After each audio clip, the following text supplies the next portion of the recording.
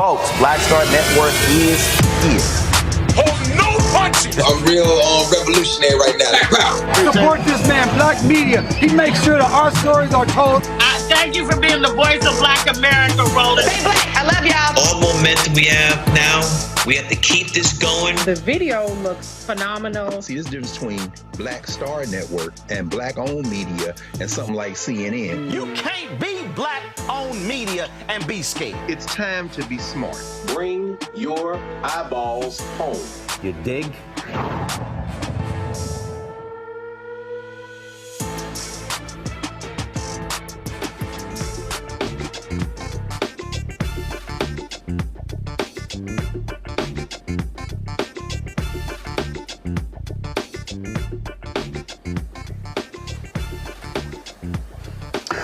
Today's Thursday, August 29th, 2024. Coming up on Roland Martin Unfiltered, streaming live on the Black Star Network, coming to you live from Houston, Texas.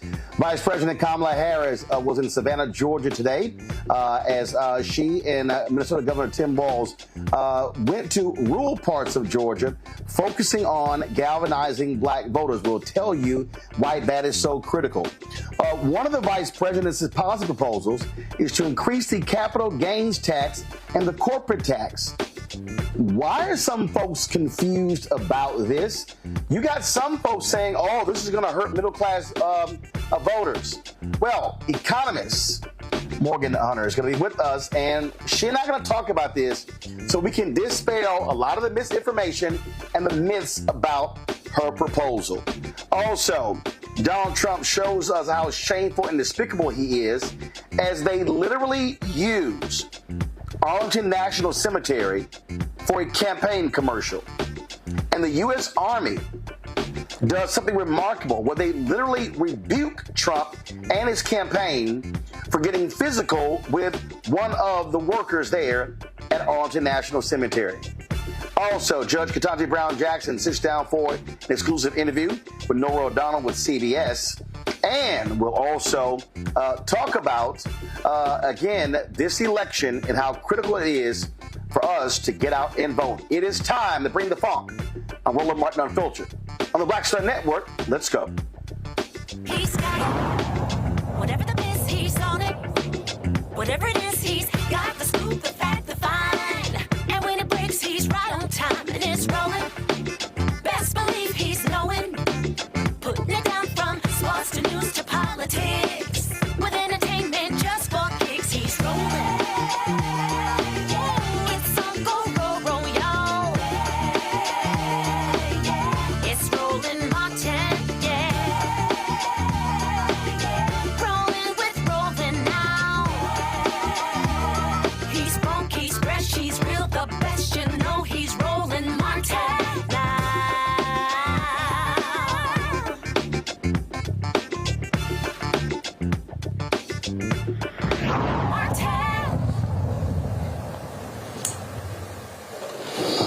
All right, folks, Vice President Kamala Harris is in Savannah today with Minnesota Governor Tim Walz. They've been there the last 2 days as they really begin their road trip. They've been to Michigan, Nevada, Arizona. They have been to North Carolina. And so they continue their focus, really looking at expanding the map. And Georgia is a critical state for them to pick up. We're going to get to that a little bit later. But I want to start this way because I tell you, I posted something on Instagram and the social media with regards to an economic proposal of Vice President Kamala Harris. What she wants to do is increase the capital gains tax. In addition, raise the corporate tax as well as the tax rate for high-income households. Now, when I talked about the capital gains tax, all of a sudden, a bunch of different people started commenting and started saying, oh, my God, this is going to be awful for middle-class voters. And I'm like, what are y'all talking about? Her proposal is only going to affect people who have $100 million or more. Literally, if you've got $99 million, you're not impacted. $90 million, you're not impacted.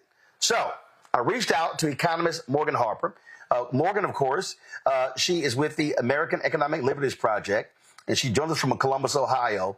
So Morgan, let's walk through this because, again, these folks were just commenting and saying all sorts of stuff, and I was like, what are y'all talking about? So let's deal with these three particular things we're talking about here. They want to raise the corporate tax rate. Correct me if I'm wrong. Donald Trump lowered it. President Biden, they actually increased it.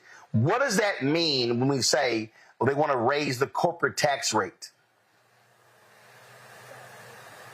The proposal on the table is that corporations will have to pay more of the money that they are earning, the revenue that they generate. And so Trump lowered it, as you said, to 21%. The proposal from the Biden administration and now Vice President Harris has said that she's endorsing a lot of Biden's tax proposals is to move it back up to 20%. Most people agree, and this is not refuted information, that the lowering of the corporate tax rate has cost America, United States government, billions of dollars. And so bringing that level back up to 27% is going to provide a lot more resources for the government to invest in critical infrastructure and other projects that we've seen already over the last couple of years.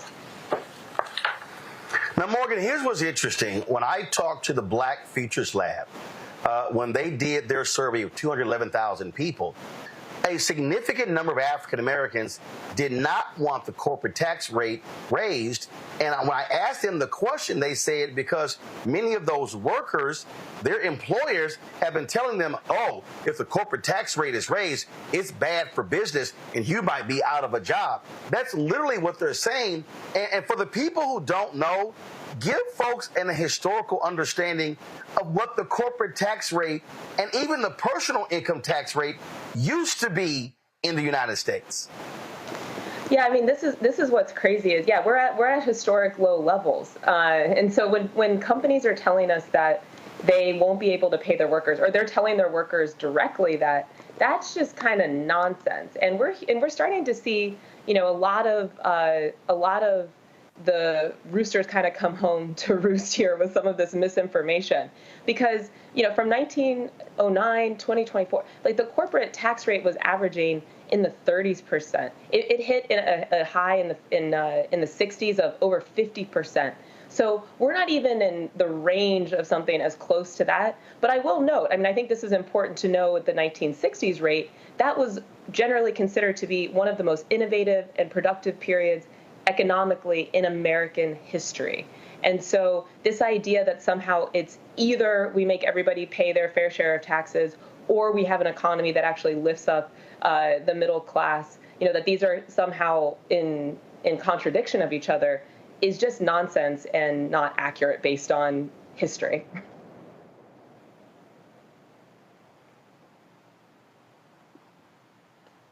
Ooh, I lost the sound again. Sorry, that's on me. Okay. Let's now deal with the capital gains tax. Okay, so the capital gains tax is 20%. She wants to raise it to 44.6%. All the crypto boys and everybody are all freaking out. And as I said, all these people on my Instagram page are talking about, oh, this is going to hurt middle income tax people. This impacts people when they sell their home. So can you please explain to folks exactly what this means? This is another one where the threshold matters. And in some ways, Roland, I have some empathy, sympathy, maybe more so and more accurate, for the folks that were commenting to you on Instagram, because a lot of the news stories, especially out of a lot of conservative outlets, do not include the threshold. So on the capital gains proposal, that is only going to apply if you have more than $1 million in investment income in a year. That is less than 1% of the population. So for most people, the vast, vast, vast majority of Americans, this is not relevant to us. I don't know, and I can't hear you. I don't know. Oh, now I can hear you. Okay. All right. So I want you to start that over again. So what exactly is the threshold, again, that Vice President Kamala Harris is talking about? For capital gains tax proposal, this increase that would, for the highest of the earners of capital gains, would get them to about 37%. This only applies if you are earning over $1 million in investment income. $1 million. Less than 1% of the U.S. population is in that category. So again, for the vast majority of us, myself included, that you show up, you work a job, you're getting some income. This has nothing to do with us. I don't have $1 million in investment income. I don't know about you. And if you do, well, that is fantastic for you, but that does mean that you are a very wealthy person in the United States of America compared to 99% of the population. Okay, and so what about? I keep seeing this $100 million threshold as well. Explain, what is that? So the 100 million threshold applies to unrealized gains. And so we just talked about capital gains. That's when you have an asset, you've actually now sold it, and you've collected the gains or the income from having sold that asset. Another important piece there, actually, that I should clarify too, is we're talking about tradable assets. So these proposals don't have anything to do actually with real estate. There are some proposals that are specific to real estate, but those also don't really kick in unless you've got like a $37 million estate or something like that, right? So we're not really talking about like the person that owns a couple of properties and then, but on the unrealized gains, so you haven't sold it, and this is a very new kind of proposal. You haven't sold the asset, you're just holding on to some of these tradable assets. If you have over $100 million in value there, then you are now going to be subject to this 25% tax. And it's unusual because typically you don't get taxed until you've actually gotten the gains from selling that kind of asset. But why is Vice President Harris making this proposal? I think it's really important. So one, a couple of things. Like we just said, unless you have $100 million in value, this is irrelevant for you. So if we just said $1 million in investment income is only getting to under 1% of the population, you can imagine 100 million. We're getting into like 0.0 something percent of the population at $100 million level. Actually, I think some of the estimates put it at like maybe between 10 and 60,000 people in our over 300 million person country that the unrealized gains proposal is relevant for. But anyway, why are they doing this? Because what now happens is if you have that vast wealth, you can just sit on it for your entire life and borrow against it. So you're able to then say or go to a bank or a lender. Go ahead. So Morgan, let's unpack that. Let's unpack that. So perfect example. Elon Musk, richest man in the world, in the country, whatever you want to say. So what does Elon Musk do? To buy Twitter, he basically borrows against his stock, buys Twitter for $44 billion. He's not using his actual money. And so what this says is, in layman's terms, what the rich have done in America is they go, oh, I'm not going to sit here and actually divest these assets because I now got to pay the higher tax rate. So what I'm going to do is I'm going to live off of my capital gains. So their whole deal about lowering their tax rate. And so, in fact, the other day, Robert Rice was talking about the effective tax rate a lot of these corporations pay. Some of them, it's little as 5, 4, 3, 2, 1%. But same thing, what the rich are doing, and what we're talking about here is a rich folks conversation. Because what started this is, my friend Linda Sauce. Very rich. Go ahead. I would just say not even rich. Right. I mean, so this is not. Yeah. So, activist Linda Sarsour, because this is why I want to have you on. She posted on my Instagram page. She said that capital gains is when you sell your house, they tax the amount over the purchase price. That impacts ordinary homeowners and middle class folks. That's not what we're talking about here, correct? Correct. That's not what we're talking about. Capital gains, like we just said, in this proposal, so correct that's the gain from that transaction, but this specific proposal is talking about if you're in that category, having over $1 million of investment income, and it's talking about tradable assets like stocks, like crypto potentially. We're still figuring out how exactly we're regulating crypto, but definitely stock, and that is usually what a lot of very, very wealthy people, like you just said, like an Elon Musk, are using to finance not only their lifestyles, but their whole financial existence. And it's a total rigged system. And so this is trying to bring some equity and some fairness into the tax code and make sure that everybody's paying their fair share. So we don't have more working class folks that are paying in the double digits of an effective tax rate and corporations and the wealthy that are in the single low digits, which is what we currently have relatively. Yeah, and again, the people who are scared to death of this are really, really, really, really rich people. So I need all these broke ass people, these black folks and others, to stop this nonsense pining for, oh my God, that's going to hurt us tremendously. Oh my goodness, the capital gains. No, the uber rich are the folks who are freaking out by this because they have been getting over like a fat rat, Morgan. They have been, so the wealth gap has been increasing, and they have the ability to be able to say, oh, I'm sitting on 1, 2, 3, 4, 500 million, a billion, multiple billions in assets. And so I can just borrow against that, and I'm not paying any taxes on that, and they can live a lavish lifestyle where the rest of us are paying that 25, 28, 30, 32, 35% tax because we don't have that ability. Even if some of us who are African American are making $100,000, $200,000, or $300,000, we can't play the game that they're playing.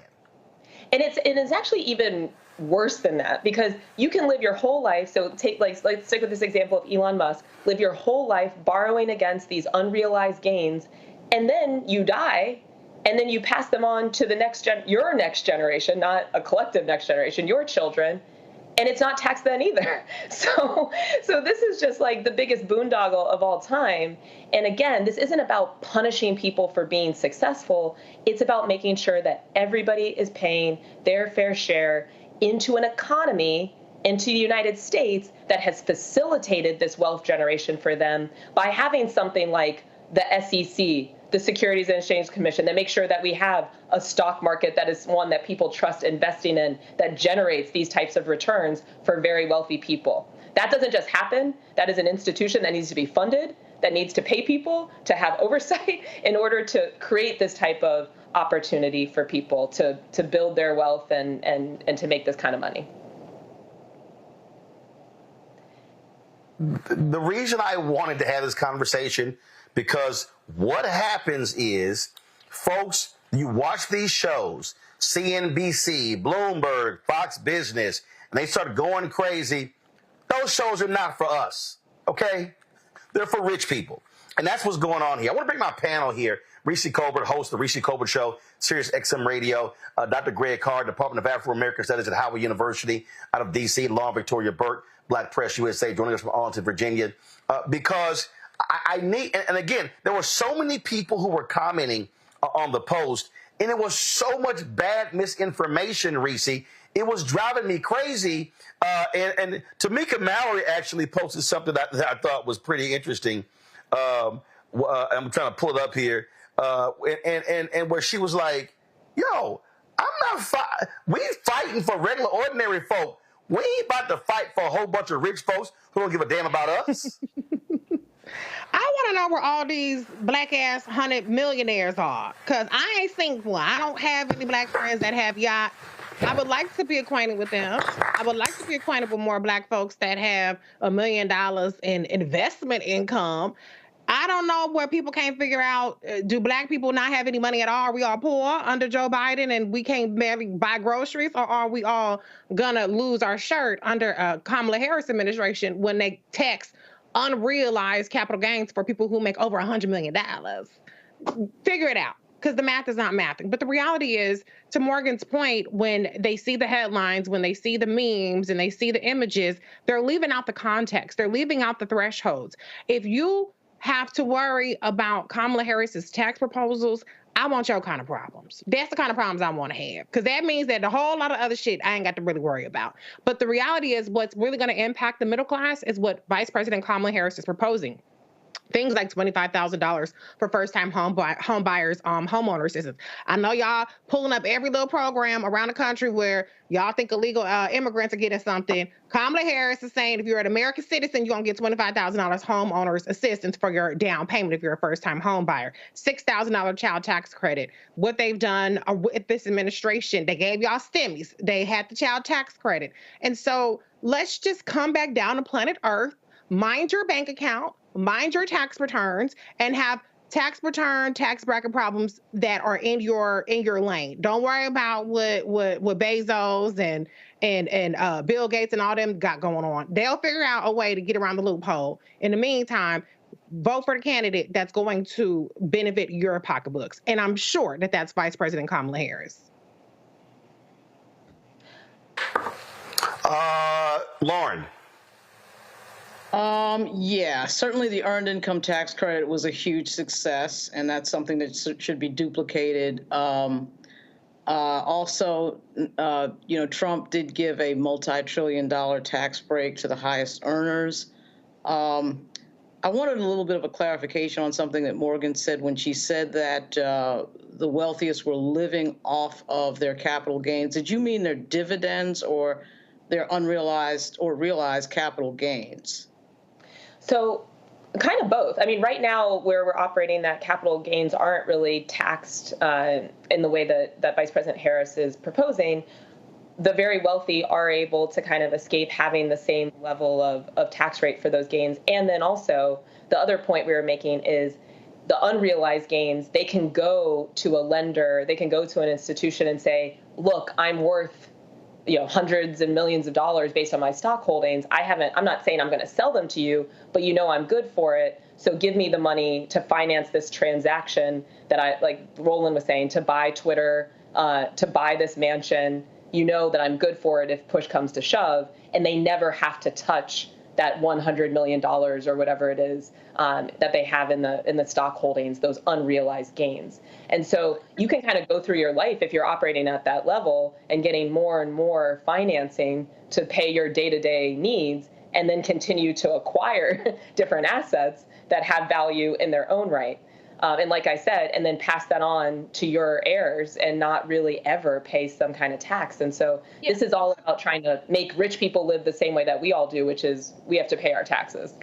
A lot of people do not ever realize the gains. What they do is they reinvest the dividends into their portfolio and never actually pay taxes on that capital gain. That's typically, I think, what the uber wealthy do. And quite frankly, I think we're talking about such a small group of people, as this is almost on the cusp of being irrelevant, because when we get into the earners that are in the $1 million and $2 million portfolio range, it is a very small group of people, which you actually already said. But I actually think, I was wondering, Morgan, what your opinion was on the non-taxing of the tips, the not taxing tips. What did you think of that proposal? Yeah, I mean, I haven't looked into that as much, but I do know that folks who are, if you're working and living off of tipped wages, then that is a hustle, and so it's not clear that should all be taxed. But I don't want to go too far on that one because I haven't looked at it as much. Thank you. The other thing I would say is in terms of just real fast. I'm sorry. No, Morgan, go ahead. Yeah, just Morgan, another. We'll go to Greg. Okay. Another proposal that's relevant to this, the whole idea of taking the dividends, reinvesting, is Vice President Harris is proposing to increase the tax on stock buybacks. That's another tactic by large corporations to inflate the value of their stock holdings for all of the executives that tend to hold the most stock, or the original founders. They're proposing to raise that from 1% to 4%. So that would be another way to just inject some equity that, regardless of how wealthy you are, so more of that is coming back into the overall pot of money that we the people have control over, which is the government is administering and deciding on our priorities, whether that's to give tax credit for child care or to support higher education for people all over the country. Greg? Thank you, Roland, and thank you, Sis Morgan, and it's good to see you. A couple of things. we know, of course, that everybody in America will eventually be a billionaire. That's the dream they sell everybody. So that's probably why people are, imagining that one day they'll have this problem, which of course they won't. But I did hear her this evening at Savannah State, or it's in Savannah. I'm thinking about the student body president of Savannah State did a great job introducing her, by the way, but the young sister. But she said, I heard her talk about the middle class and the working class. I hope some of Reverend Barbara's logic is seeping into her stump speech. But as it relates to that working class, I wonder if you have any thoughts about the fact that, like President Biden, Vice President Harris hadn't said anything about the $10,000 cap on state and local tax deductions, and realizing that many of the tax cuts that were passed in 2017 will probably stay in place. The Democrats voted, although they voted against those that tax bill, maybe some of that stuff will stay in place. But any thoughts about SALT and whether or not state and local tax and capping that exemption at $10,000 will affect the working class and the middle class?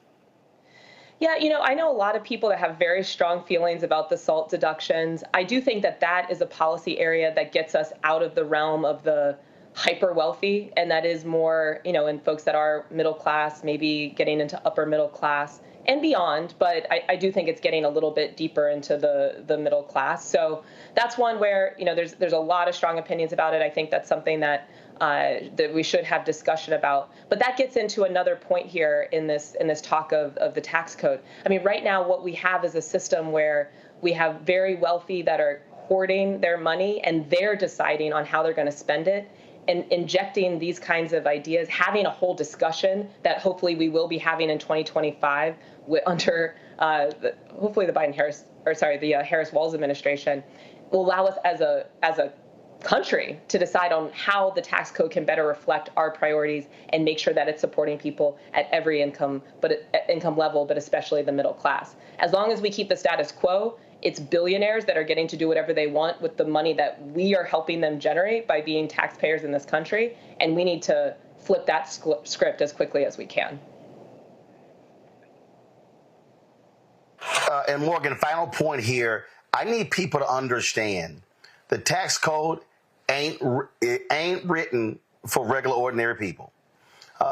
Please, folks, go to ProPublica and look at how folks like Kenneth Griffin, billionaire, how he spent more than $11 million to keep the IRS from being able to do more. When you look at how these folks have used their lobbyists to weigh in and how the Republican Party does their bidding, because they have way more billionaires, frankly, than Democrats do. Folks just need to understand what's going on here. And so the regular, ordinary folk should not be doing the bidding of these rich folk, because, again, when you look at the wage gap, when you look at the fact that three individuals have more wealth than the bottom 50%, that is beyond obscene, and enough of the rich being able to control the economic policies of this country. Yeah, I think it's such an important point. And getting back to something Reese was saying, too, I mean, that is the game. The game is to divide us against each other, and also what Greg was saying, and make us going to be. That's why these don't include thresholds. That's why they want people to think that they should care about unrealized gains and capital gains. No, most people in this country are working class and desperately need the types of changes to the tax code that Vice President Harris is proposing. All right, then. Morgan Harper, we appreciate. Thank you for clearing all of that up. And hopefully all the folks who were commenting on my Instagram now understand we're not talking about capital gains when you sell a house. No, it's for them folk who got a hell of a lot more money than you do. Morgan, thanks a lot. Good to see you. All right, folks, got to go to a break. We come back. Vice President Kamala Harris in Savannah, Georgia today with Minnesota Governor Tim Walz. We'll talk about that, show you some of what she had to say. You're watching Roland Martin Unfiltered right here on the Black Star Network. Next on The Black Table with me, Greg Carr, we featured the brand new work of Professor Angie Porter, which, simply put, is a revolutionary reframing of the African experience in this country. It's the one legal article everyone, and I mean everyone, should read. Professor Porter and Dr. Valencia Watkins, our legal roundtable team, join us to explore the paper that I guarantee is going to prompt a major aha moment in our culture. You crystallize it by saying, who are we to other people? Who are African people to others? Governance is our thing. Who are we to each other? The structures we create for ourselves, how we order the universe as African people. That's next on the Black Table, here on the Black Star Network.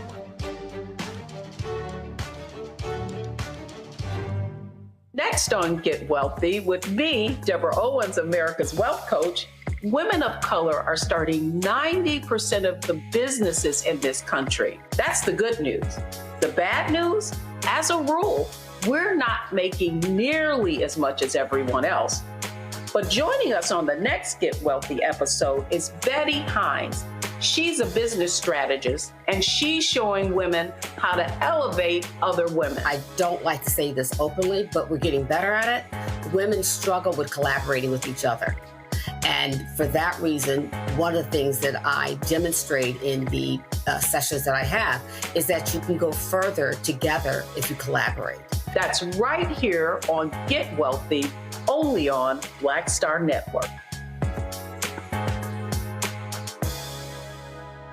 What's up, everybody? It's your girl, Latasha from the A. And you're watching Roland Martin Unfiltered.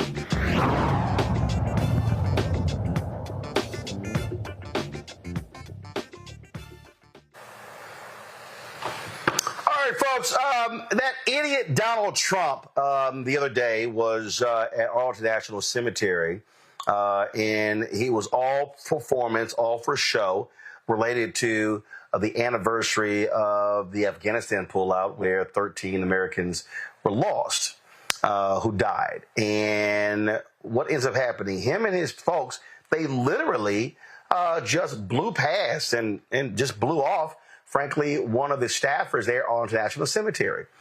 And then what they then did was attack her, suggesting that, oh, she had a mental health episode. Well, in a sharp rebuke, the U.S. Army actually issued a statement today, which is something unheard of in terms of defending the professionalism of this woman and making it clear what happened, making it clear that they, frankly, broke the rules. I'm going to go to my panel here. Lauren, I have seen a lot of videos in the past 24 hours of veterans who are livid with what took place, and not all progressive veterans. We also know that House Speaker Mike Johnson weighed in to give Donald Trump access to Arlington National Cemetery. We now know exactly what their agenda was. They've already dropped their video, and what they wanted were the images of him standing with families laying a wreath. There was one family that was incensed because their family member actually committed suicide and was in, and that tombstone was in one of the photos they put out. Then they put the photos out that they're literally in Arlington National Cemetery, thumbs up and smiling and stuff along those lines. And it goes to show you this man, we all know, no morals, no values, no principles, no ethics, doesn't care, run roughshod over people. And then for his campaign manager to say this woman was having a mental health episode, these people are beyond despicable. Yeah, and I'm not sure why we don't know who that was, by the way, the campaign staffer who did this. I'm not sure why the New York Times is not investigating that, why we don't have a name of that. Donald Trump, who's never served in the military, he thinks everybody's a prop. He thinks the entire world is for him to have a backdrop of for some photo op nonsense. And the fact that he gets away with it and the fact that it doesn't play in the news as big as it should, because, of course, nobody could imagine what would be going on right now if Vice President Harris did anything close to this, right? But somehow or another, when Donald Trump does things, it's never quite getting the level of scandalous attention as it should. And this type of thing is like on another level of disrespect. I'm a little surprised that a little bit higher up leader in the U.S. Army did not comment on this. Somebody in a uniform, but it was an extremely rare statement for them to make. But they had to make it because, of course, Chris LaCivita thinks that he can just put out some idiot statement that somebody is somehow mentally ill for trying to stop them and have the rules be conducted properly at Arlington National Cemetery. Donald Trump is an idiot. He was standing in the middle of a bunch of graves, was a thumbs up, which makes no sense. He looked crazy and he looked stupid. And this needs to be called out a lot louder than it is. It would seem to me that everybody who is a member of the military in the U.S. Congress should be talking about this. Certainly the media should be talking about this. And we should be knowing who it was that had some sort of physical contact with an employee allegedly at Arlington National Cemetery, a place where nobody has ever done this before. And we've got this clown running for president, and he pulls this thing off, and we don't even really know the details who the staffer was. Can you imagine if this was a Harris-Walz staffer and we would not know the name of that staffer, days later? Impossible. Impossible. That could not happen. That would have been reported already. So the entire thing is disgusting and ridiculous. Donald Trump should be called out for this again and again and again. And it's just outrageous. I mean, it is just completely outrageous. What is crazy to me, Reese, is that NPR did the reporting. Pretty much the other media just, that was an incident. First of all, it's Arlington National Cemetery. It is hallowed ground. You don't just say, well, there was just sort of an incident that took place. These people have no respect for anything. And it shows you the no integrity of these so-called military-loving Republicans, and they've all been silent for what this man wanted a campaign photo op. That's what this was all about. And they are silent and saying nothing. They, just like him, are pathetic. Absolutely. I mean, let's just be clear. Donald Trump is an indecent degenerate. This is the person who has been found civilly liable for sexually assaulting a woman in a department store and then defaming her when she truthfully told her story. This is a person who has 34 felony fraud convictions because he's a fraud. He's a liar. He's broken the law time and time again. He's facing another 50-something or 60-something counts for his criminal behavior, twice impeached for being a person who has broken the laws, who has no regard for the laws, for the Constitution, or any sense of decency that guides him. He has no moral fabric beyond what benefits him. That's the only thing that animates him. That's the only thing that motivates him. Now, for the media to not make this a scandal the same way they did Obama's tan suit, or the same way they've done Vice President Kamala Harris, not sitting with enough of them kissing their ass, just shows how much these folks want this to be a horse race. They don't want to do anything to damage Donald Trump. So I don't want to hear shit about accountability and the fourth estate and their responsibility and their duty to ask the hard questions and to be impartial when this kind of story is a nothing burger. And anything that anybody on the Democratic side does is the biggest scandal. And so this is disgraceful conduct, but it is completely on brand and predictable for the way that Donald Trump has conducted himself, not just in the past 8 years, before his entire shitty life.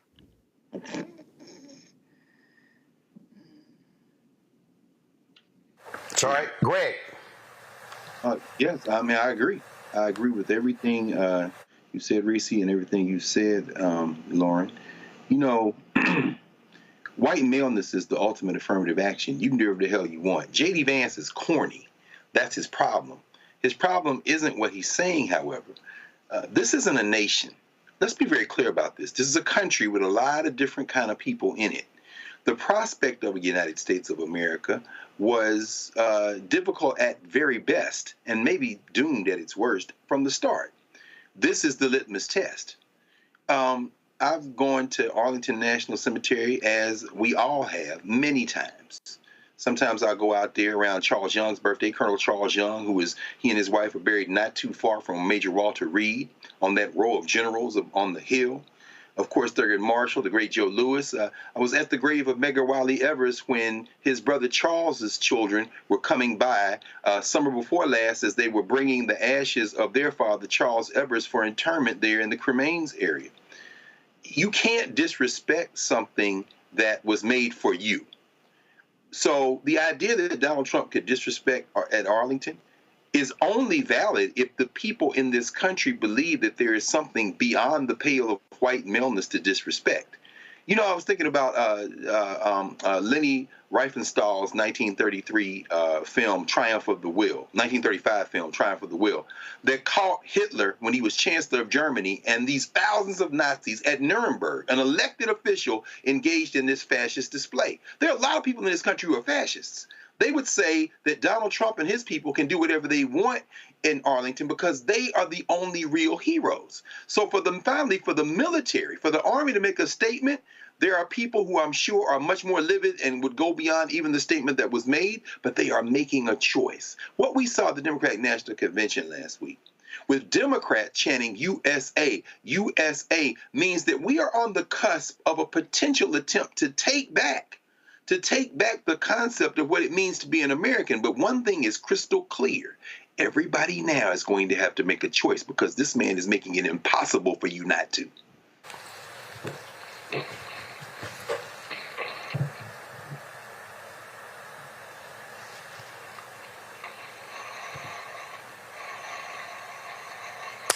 All right, then. Look, I just want people to understand. These people have no regard for normalcy. They don't care about any of this.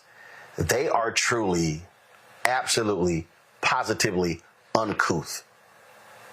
That word, I think, that word absolutely defines Donald Trump and all of his supporters. They are uncouth. All right, folks, we come back. Vice President Kamala Harris speaks in Savannah, Georgia. I'm going to show you some of what she had to say. Don't forget to support the work that we do. Join the Bring the Funk fan club. Your dollars make it possible for us to travel across this country to do the work that's important. So please send your check and money order to P.O. Box 57196, Washington, D.C., 20037-0196. Cash App, $RM Unfiltered, PayPal, R Martin Unfiltered. Venmo is RM Unfiltered. Zelle, RolandSMartin.com. RolandMartinUnfiltered.com. All right, folks, going to a break. We'll be right back. Now streaming on the Black Star Network. NFL is what, 80% black? I say, yeah, 87, 80% black. If the NFL was 80% white, y'all would have a good health care and y'all would have proper pension. I say, well, I know that. He say, I know it too. He's saying everybody else knows it. That's the thing I think that really burns a lot of us up, because we know. When I look at, when they talk the disability, you saw the guys that sue for disability. You've got 29 players that apply for disability black. All 29 are denied. I mean, you go, then all of a sudden they go get these doctors that they have, that they're doctors. But if you pass a guy, oh, now we can't use you. We got to freak out. We can't use you. I mean, it's just, it's so much that is, like I say, it's just not fair.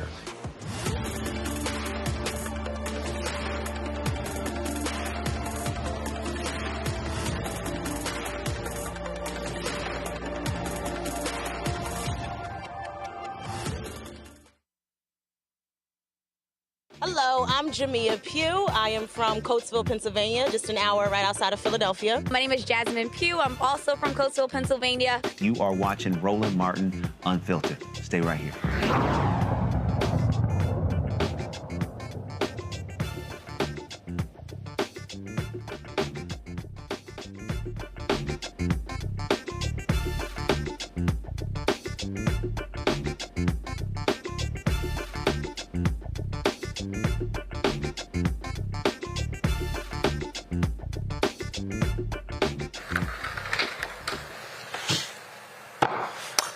Kamala Harris, Minnesota Governor Tim Walz were in Savannah, Georgia today on the campaign trail. We, of course, live streamed it right here on the Black Star Network. And if you missed what she had to say, here it is. So let's not pay too much attention to the polls, because we are running as the underdog. Okay? And we have some hard work ahead of us. But we like hard work. Hard work is good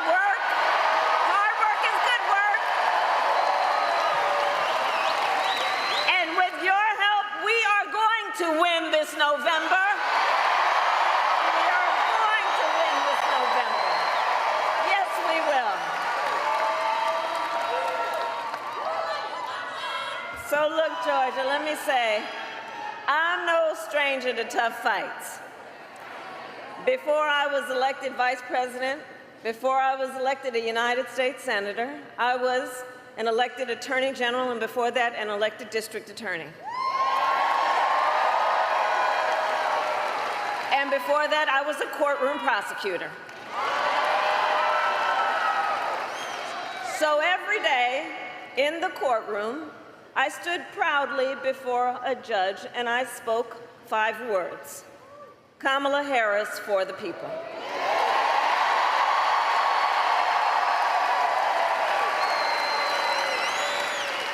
My entire career, I've only had one client: the people. I stood for women and children against predators who abused them. I took on the big banks and delivered $20 billion for middle-class families who faced foreclosure. I fought against cartels who traffic in guns, drugs, and human beings. And I stood up for veterans and students being scammed by big for-profit colleges. Workers who were being cheated out of the wages they were due, and for seniors facing elder abuse. And I will tell you, those fights were not easy, and neither were the elections that put me in those offices. But we never gave up, because the future is always worth fighting for.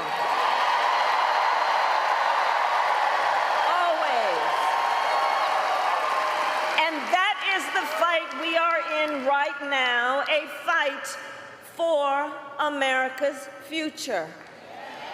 We fight for a future with affordable child care, paid leave, and affordable health care.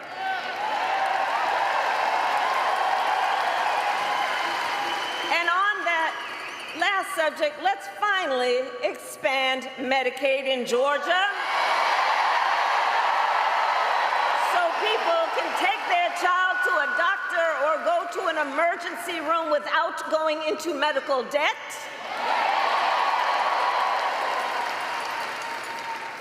We fight for a future where we build what I call an opportunity economy, so that every American has the opportunity to own a home, to start a business, and to build wealth and intergenerational wealth.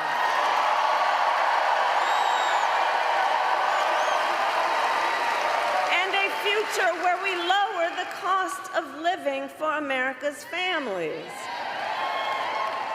So when I was Attorney General, I went after price-fixing schemes. And love you back, love you back.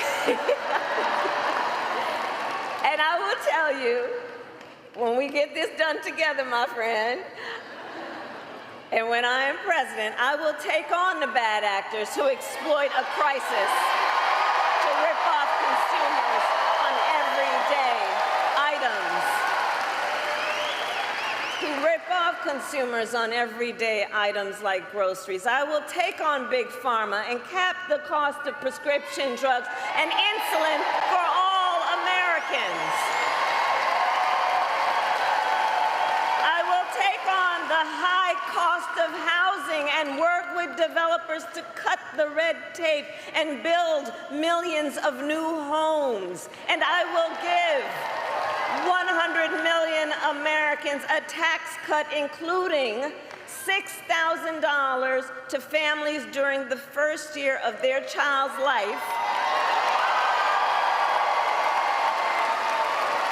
Understanding folks just need a little help from time to time, and it's not about just getting by, it's about getting ahead. $6,000 in the first year of a child's life to help pay for that car seat or the crib or the baby clothes.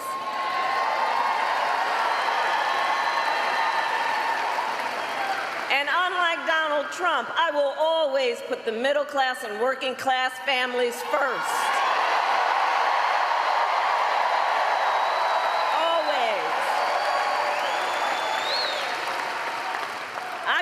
from the middle class. I know what I'm talking about.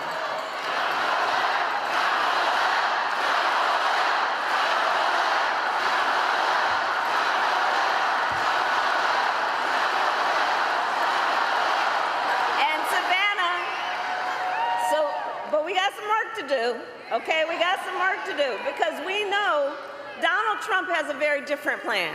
He has a very different plan. Just look at his Project 2025 agenda. Right. If he is elected, Donald Trump intends to give tax breaks to billionaires and big corporations. He intends to cut Social Security and Medicare. And he wants to impose what, in effect, is a national sales tax on everyday products and basic necessities. And it will cost, the economists will tell you, it will cost a typical American family nearly $4,000 a year. So, Georgia, on top of all of this, if Donald Trump wins in November, he intends to end the Affordable Care Act, to take us back to a time when insurance companies, we're not going back. We're not going. We are not. We're going forward. And the reason we know we can't go back, to your point, the reason we know we can't go back on the issue of the Affordable Care Act, remember what that was like before we had the Affordable Care Act? Remember when insurance companies had the power to deny people with pre-existing conditions? Remember what that was like? Children with asthma, breast cancer survivors, grandparents with diabetes. So yeah, we're not going back. We're not going back. We're not going back. And we will move forward.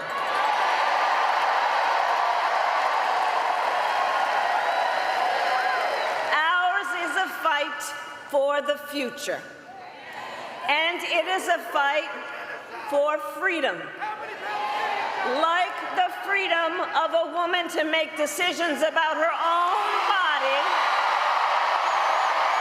and not have her government tell her what to do.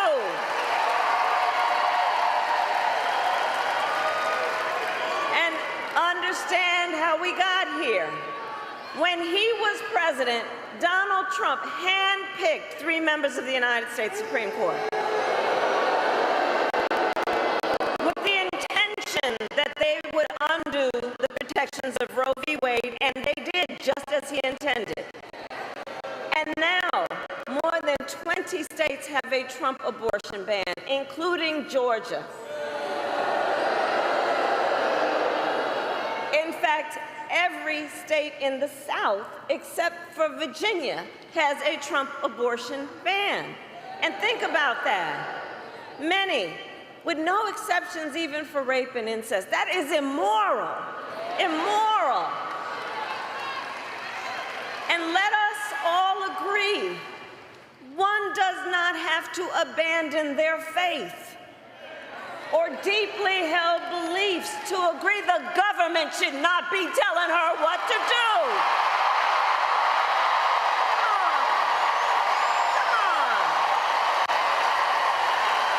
Come on.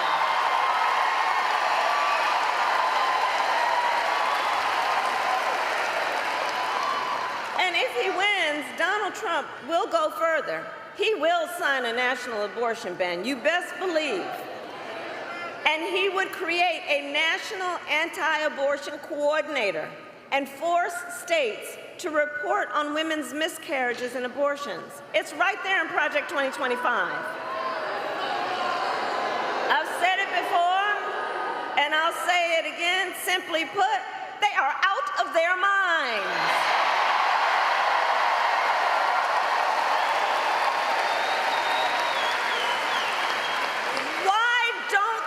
Trust women.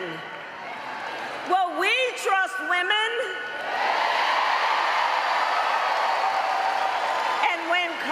House passes a bill to restore reproductive freedom as President of the United States, I will proudly sign it into law. Proudly.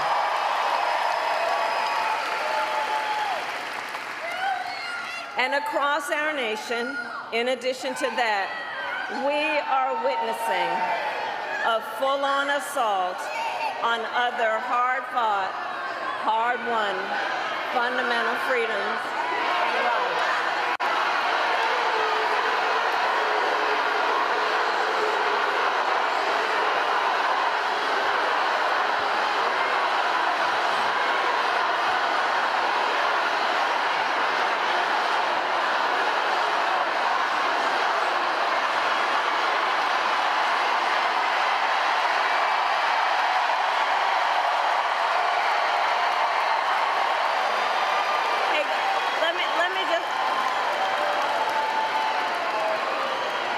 Say something. Hold up for a second. Hold up for a second. Let me just say something. Let me just say something. We are fighting for a democracy.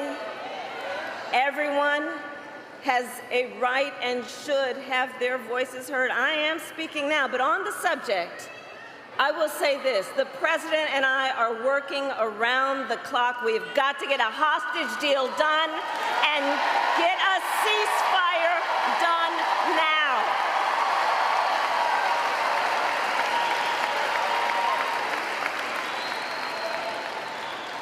So back to this election and Donald Trump.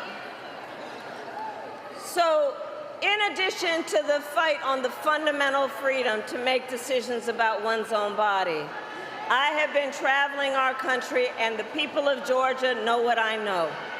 There is a full-on assault on hard-fought, hard-won freedoms and rights, including the freedom to vote, the freedom to be safe from gun violence,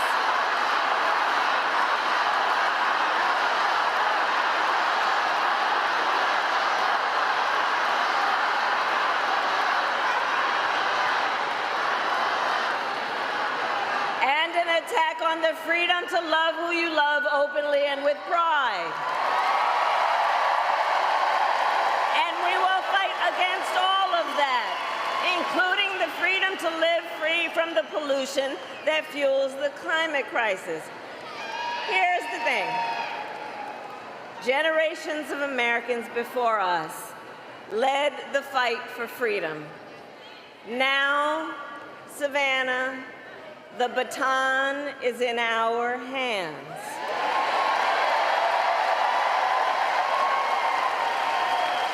So we who believe in the sacred freedom to vote will finally pass the John Lewis Voting Rights Advancement Act and the Freedom to Vote Act. We who believe in the freedom to live safe from gun violence will finally pass universal background checks and red flag laws.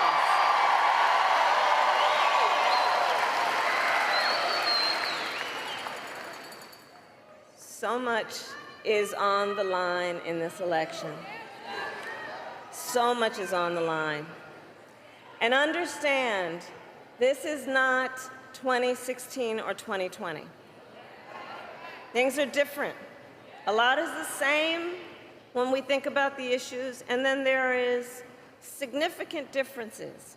The stakes in 2024 are even higher, because consider that the United States Supreme Court recently just basically told the former president that going forward he will be effectively immune no matter what he does in the White House.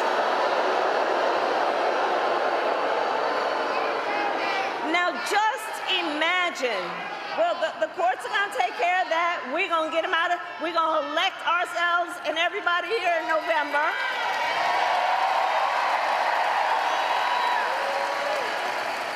But I mentioned the Supreme Court ruling because understand what this means. Just imagine, before there was at least the threat of consequence, understand what it now means, and imagine Donald Trump with no guardrails. Imagine what that means when you consider he has openly vowed that if reelected on day one, he will be a dictator. That he would end the independence of the Department of Justice so he could have unchecked power and seek vengeance against people who disagree with him. He even called for termination of the United States Supreme, the supreme land of our nation, the United States Constitution. Think about what that means, and let us be very clear. Someone who suggests we should terminate the Constitution of the United States should never again stand behind the seal of the President of the United States of America. Never again. So it all comes down to this. We are all here together, spending this time together because we love our country. We love our country. We love our country. And we know the privilege and pride that comes with being American. And I do believe it is the highest form of patriotism to fight for the ideals of our country.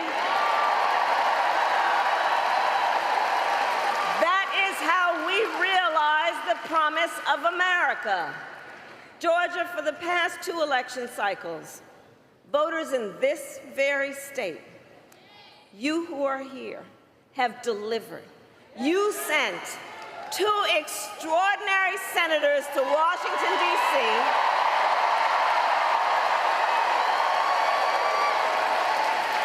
You sent President Biden and me to the White House.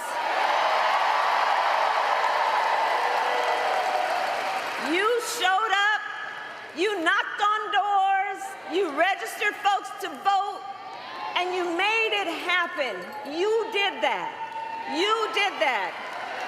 And so now we are asking you to do it again. Let's do it again. Let's do it again. So, Savannah, are you ready to make your voices heard? Do we believe in freedom? Do we believe in opportunity? Do we believe in the promise of America? And are we ready to fight for it? And when we fight, God bless you and God bless the United States of America.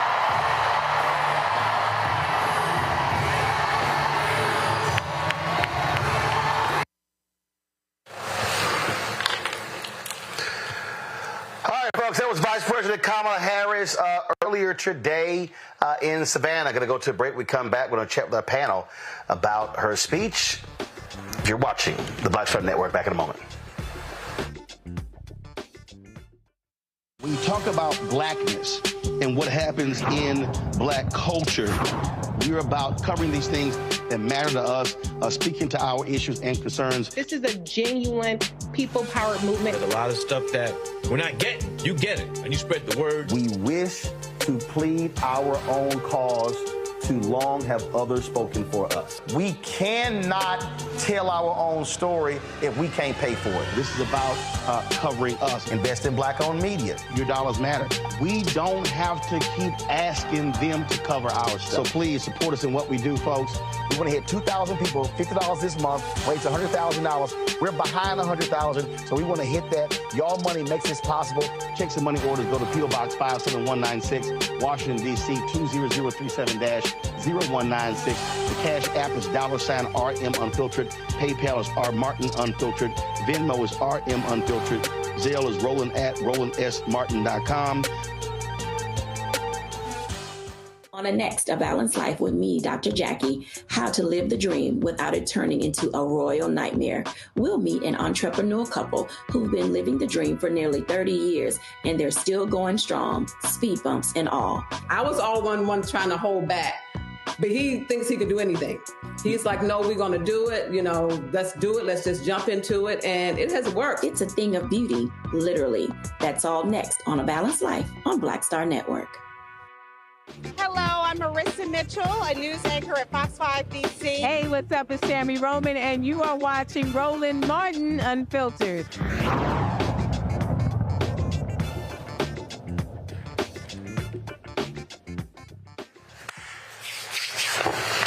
All right, folks, welcome back. Let's get to it with our panel, Reese, Greg, and Lauren. Greg, I want to start with you. Times there, Vice President Kamala Harris was interrupted by protesters with regards to the issue of Israel and Gaza. And I've heard a lot of folks say they understand protesting and letting their voices be known when she's speaking. But they also said, I've heard people say, but they don't show up when Donald Trump is speaking. They don't push Republicans. They don't challenge them on this. Just your thoughts on that. Yeah, I have a lot of friends who are very critical of Democrats, and they're supposed to be critical of them. They don't have that same bass in their voice, however, when they're dealing with the open white nationalists and the fascists. And some of these people are just very doctrinaire and very rigid and ideologically kind of straitjacketed. And then some of them are, have health care and benefits and decent enough jobs so that a Trump presidency wouldn't affect them, so they can kind of sit in their suburban enclaves and kind of talk smack on YouTube. But then there is the question of really confronting power. The fascists would probably put a lot of people in harm's way if they tried to do that. So I kind of understand why you see those kind of protests in Democratic spaces, primarily because that has been the party in the duopoly where we have clustered in order to advance our interests. None of us are Democrats or Republicans. Well, I shouldn't say none of us, but most of us are not Democrats or Republicans naturally. We're looking for what's in the interests of black people, and the Democratic Party, because we forced it to, has become the place where that's more likely than not to be able to manifest. I think the vice president has kind of perfected, in addition to being very strong on the stump and getting stronger, she's perfected integrating that protest into her stump speech. We saw what happened in Detroit. We saw then very shortly later in Arizona, she kind of said, no, I'm with the ceasefire. I am for the return of hostages and the ceasefire. And then tonight you saw an extension of what she did at the Democratic National Convention. She started with, I am speaking now, but she goes to conjunction and says, everybody has the right to speak. And on the subject, in other words, she addressed it quickly, she hit the three keys that now become part of the stump speech. Number one, we are working around the clock. Number two, we want the hostages released. Number three, she ends with ceasefire. And then you see it continue. We're back to school now. You're going to see those protests emerge again on college campuses. The killers, the indefensible killers of the Israeli Defense Force have opened up a third front. They went into a mosque today on the West Bank and killed some people after an incursion yesterday. So now they're fighting in Lebanon, they're fighting in the West Bank, and they're fighting in Gaza. They are international pariahs. So this issue is not going away. However, I will end with this. The vice president seems to have struck a note by confronting the protesters, by absorbing that protest into the rhythm of the presentation that allows her to face the issue, not ignore the issue, and demonstrate that it's the Democratic Party, not the white nationalist party or the fascists, who are not only open to this, but are perhaps committed to being moved by the folks who see this for what it is, which is a real problem in American politics today. To that particular point, Lauren, I'm trying to pull it up right now. There were a group of Muslim women for Kamala Harris.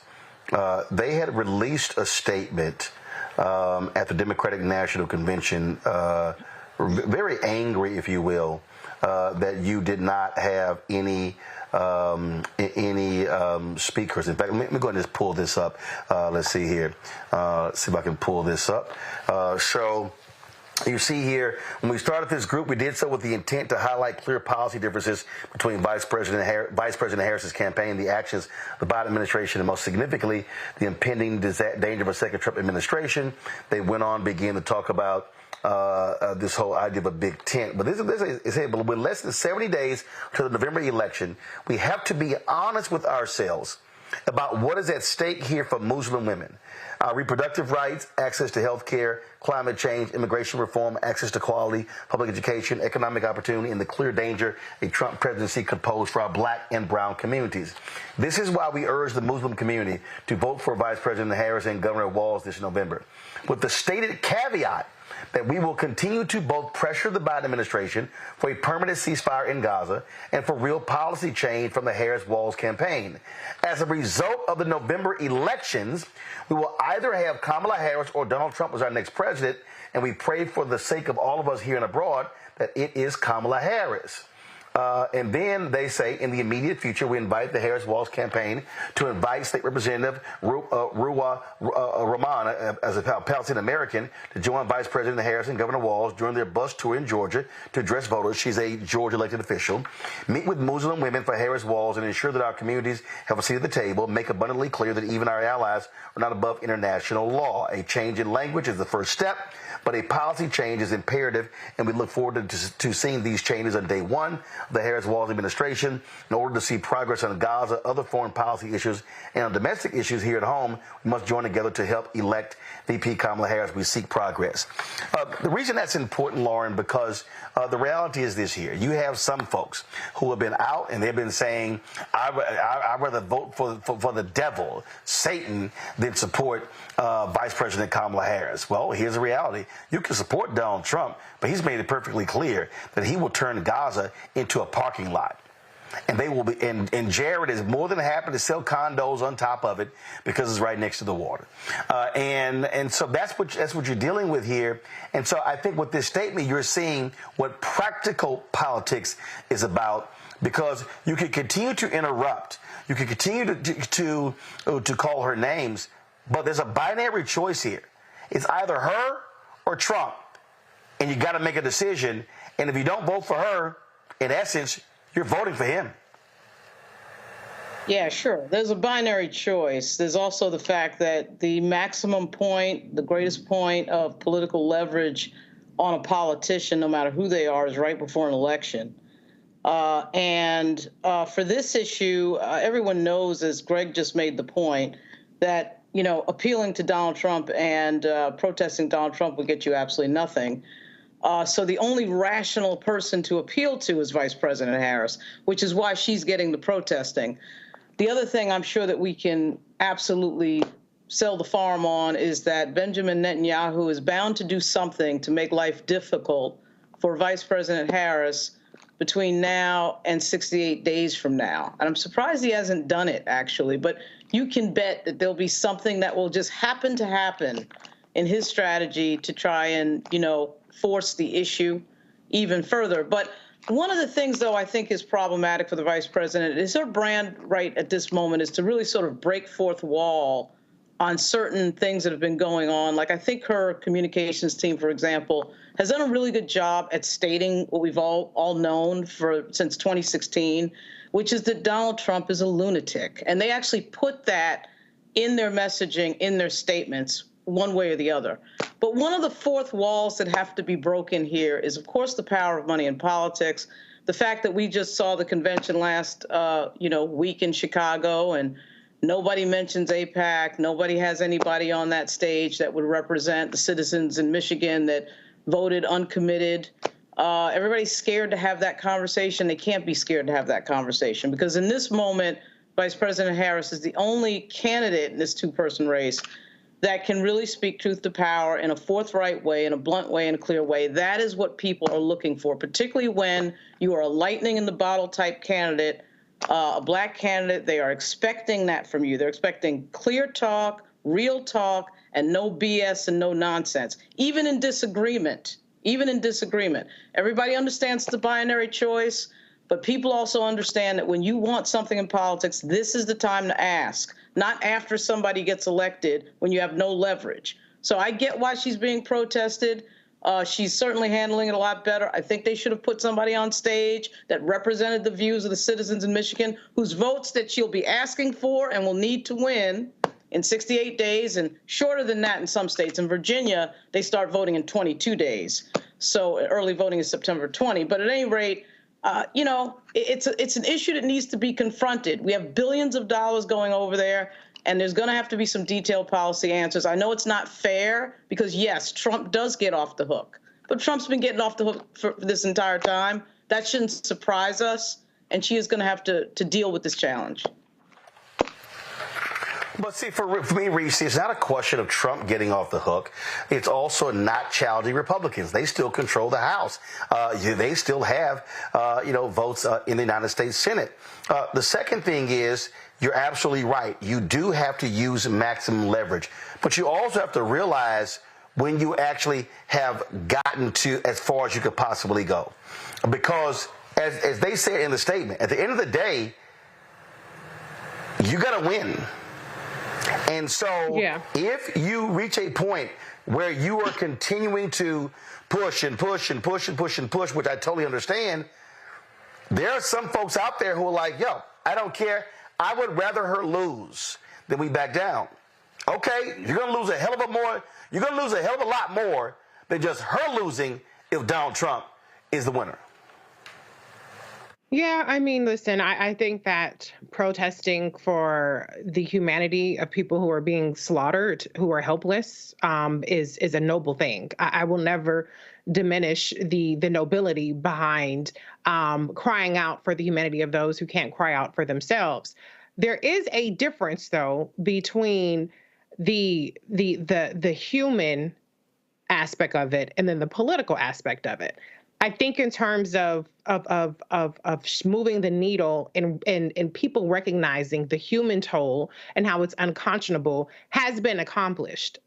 The political side is giving performance, because the reality is when you had an opportunity, when they had multiple opportunities now to demonstrate their political power, not just the performance of protest, they lost multiple times in areas that were very diverse, in areas that were still demographically close to what you need to get a coalition. Jamal Bowman defeated.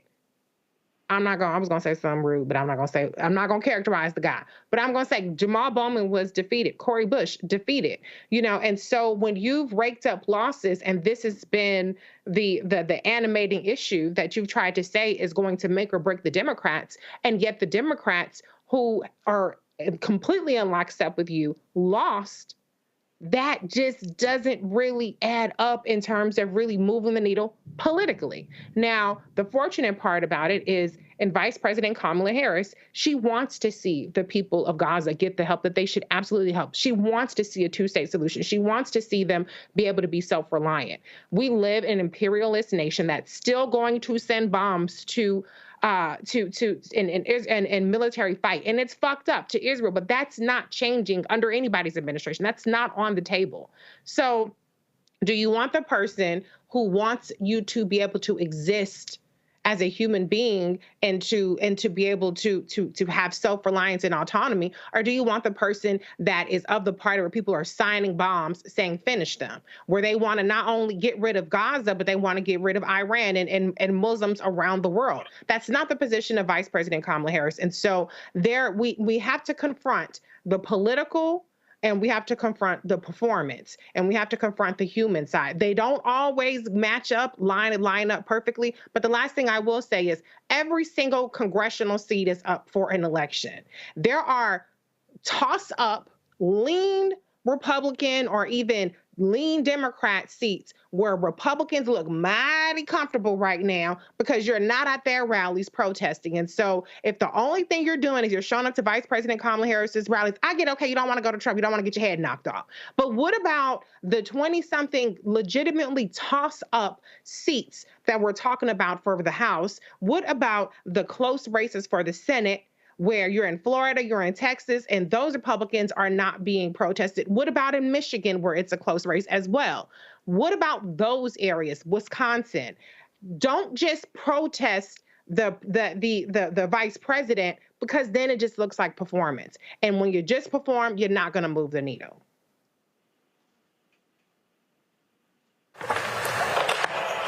Greg, as Rissi was talking, I could not help but think about 1964, Atlantic City. Fannie Lou Hamer, Bob Moses, others traveled to Atlantic City, New Jersey, wanting to fully integrate the Mississippi delegation. She testifies, riveting testimony. LBJ is like, this may mess up my whole deal. He wanted to crush the opposition, so he had he interrupted what she had to say with a useless news conference. He then calls Walter Reuther and tells him, you tell King I'm going to pull labor money if he doesn't get in line. King accepts a compromise. He goes to them. Hamer devastated. Bob Moses devastated. They're angry. They say, we didn't come here to compromise.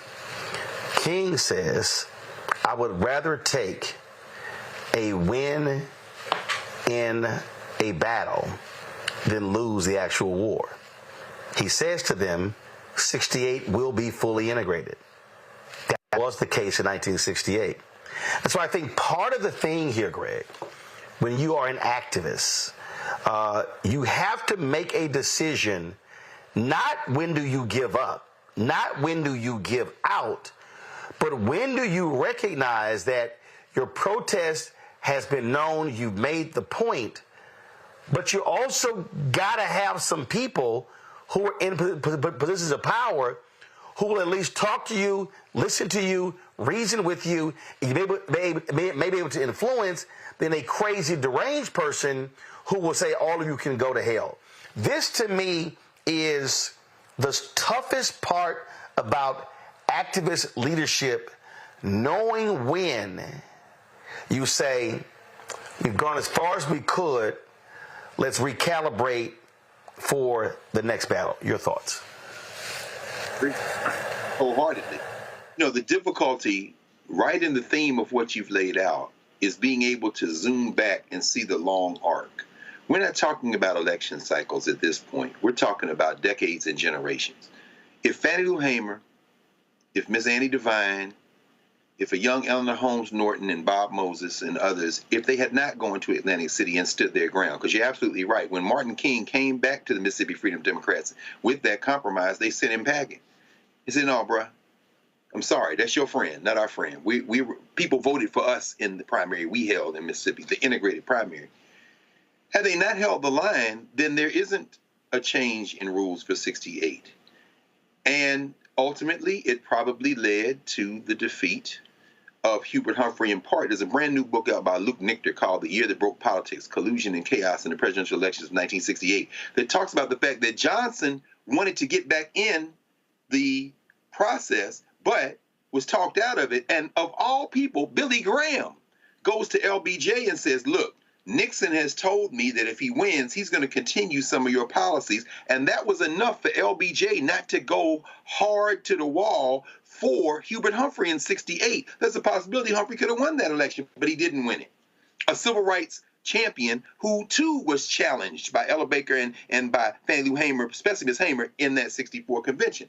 So what happens in 72, Nixon wins in a landslide, and only his hubris stops him from continuing the march. So there's a loss. There's a series of losses that come in the wake of the civil rights movement. And only Watergate stops that, and that only temporarily. James Earl Carter, nearing his 100th birthday in Plains, Georgia, according to his grandson, still following what's going on this campaign trail.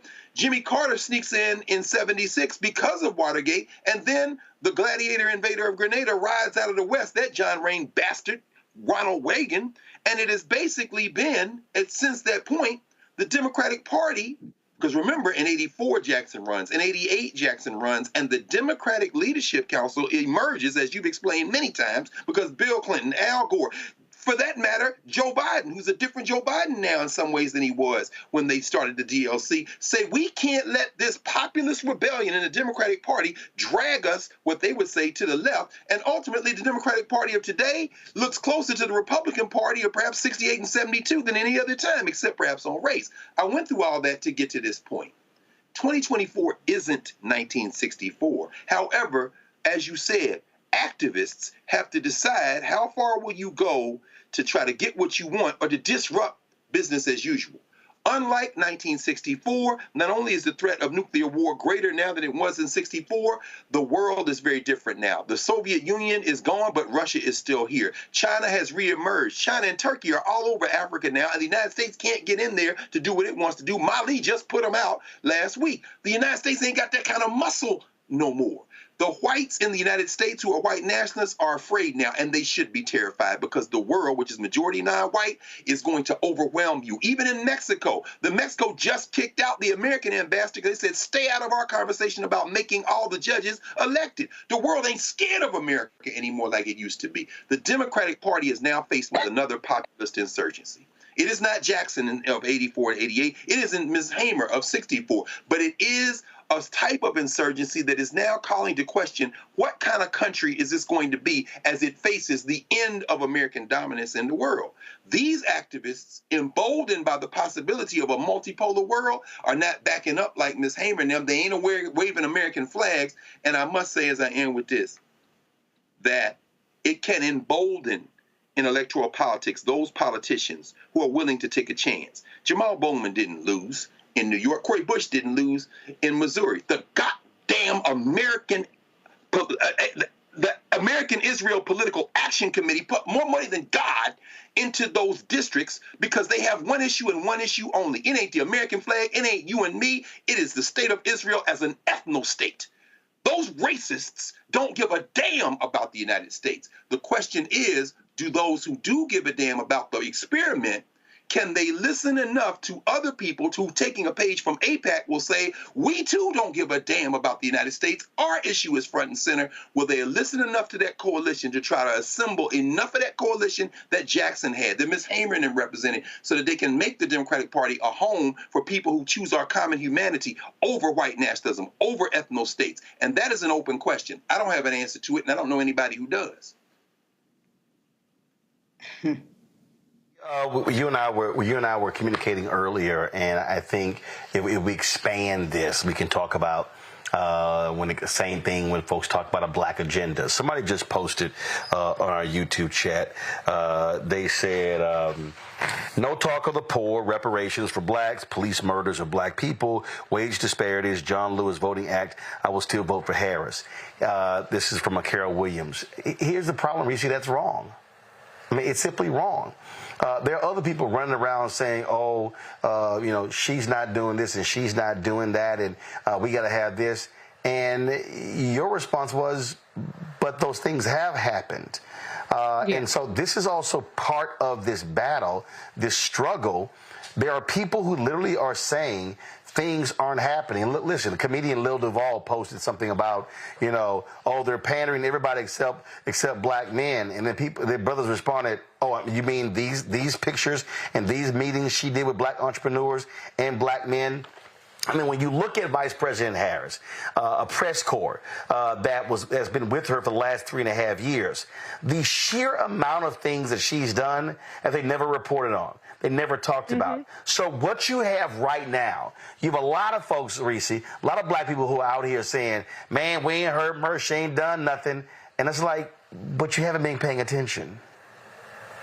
That's really what it is. It's an attention deficit disorder. And I don't mean in terms of the clinical side. I mean in terms of what you pay attention to, what your appetite is for. Because the reality is, and I always say this, if you care about these things, and you're not just being contrarian, if you're not just being a motherfucker who want to sit up there and complain, then you would already know what's happening. When it blows my mind when people say stuff like, well, nobody is talking about home ownership. Really? Because 2 years ago, I was at the White House personally reporting on the PAVE task force plan where Vice President Kamala Harris, and you can pull up the clip, got up there and talked about how the appraisal bias that Black people are subject to is robbing us of our quickest or our most effective way of closing the racial wealth gap, which is home ownership. It is impacting our ability to get better interest rates. It's impacting our ability to pass along generational wealth. And so people say that she's not talking about these things, that she's on tape. She's on tape in HD. This isn't back in the day where, oh, you had to catch her on TV because we didn't have DVR. We didn't have YouTube and shit. She's literally on tape doing these things for years. And so when you tell me, I don't know what she's for, why hasn't she done all these things? It tells me that you're an unserious person. But even if you're an unserious person, you can do one very key thing. Listen.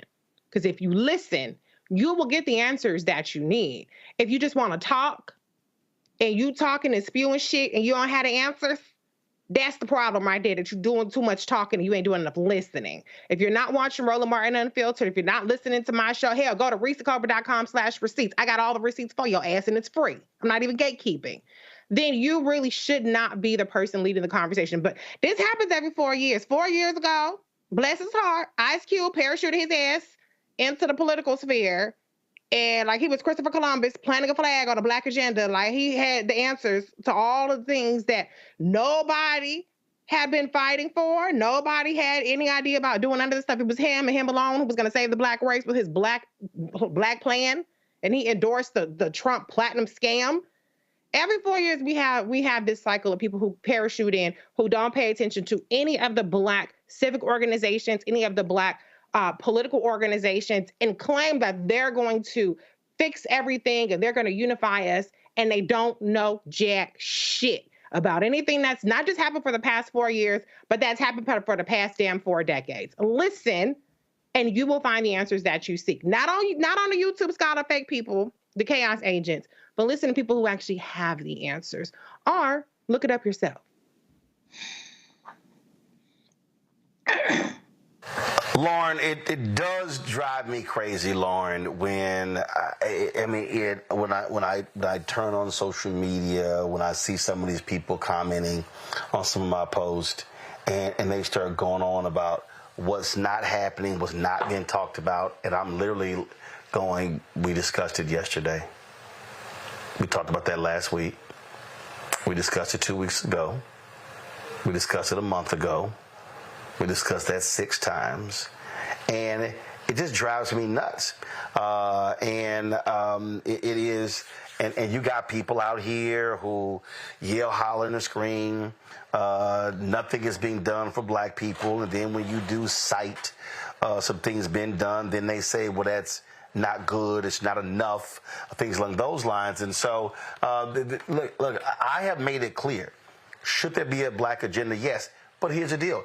You've always, listen, I told Ice Cube and others, you coming up with a Black agenda ain't new. I said, multiple Black organizations do this every single 4 years, every single 2 years, every single year. What I did say to him, and I remember when Diddy was talking about the same thing, get something for our vote. And I said, you can't be out here as in a silo demanding these things. You need to mobilize 10, 20, 30,000, 40,000, 50,000 people to be by your side. So when you speak, they know that votes come with that, as opposed to your entertainment personality. Yeah, I mean, we certainly have had agendas. What we haven't had is a threat that has come with the agenda. I mean, I think we could learn a lot from our folks over at AIPAC. What they have is an agenda, and then they have a threat. If this does not happen this way, we are going to do X, Y, and Z. They have a threat, but they have money. But also, let's be real honest. Money talks, and when you can drop $8 or $10 million, it changes the game. That's been one of our issues. We can make the threat. When you don't have the finances to back it up, it's a different conversation. Yeah, I would argue we have something more important. That's called votes. And when you gave that example, the historic example that you had, you got to remember our Arab brothers and sisters are a really, really small group of people, as I'm sure you know, Roland, in this country. I think they're less than 1% of the population. I actually think there's probably more Black folks in Texas, just in Texas, than Muslims in the entire United States. So when they protest and people, 30, 40,000 Muslim people are getting killed in Gaza, their only hope is that somebody might listen, and their metrics are they're tiny. So I kind of get the sort of thing that might look irrational in terms of their protest, because it is a life and death issue. People are getting killed. People are dying. And so when you do that, and you know that Vice President Harris is sympathetic to what they're saying, but yet the policy is unlikely to change. It almost feels like the smaller the group is, the more loud you kind of try to have to be. For us, for African Americans, when it comes to agendas and policy, we have the power to change the game in several states, and there's no doubt about that. We have the power to change the game, to win and lose elections for people. So when we meet agenda with some sort of ultimatum, that is when it gets real. We have yet to really do that in most electoral cases. Certainly we don't have the money, but we have the votes. People are very aware that we have the votes. And but there's no leadership that points in the direction of saying, look, if we don't get this policy this way, I'm going to tell these people not to show up and stay on the couch. We've never tried to do that. It would be kind of interesting to see if we did on some major policy issue. And to the commenter in our chat on YouTube, I think that there's kind of a, there's always a tension, and Reese just brought it up, there's sort of this tension between the performative politics and the real things that are happening in the halls of Washington. So we're aware of the detailed policy discussions that go on that cover a lot of the territory that people want to hear about. But we're also aware of the fact that it's going to be the same struggle that President Obama had.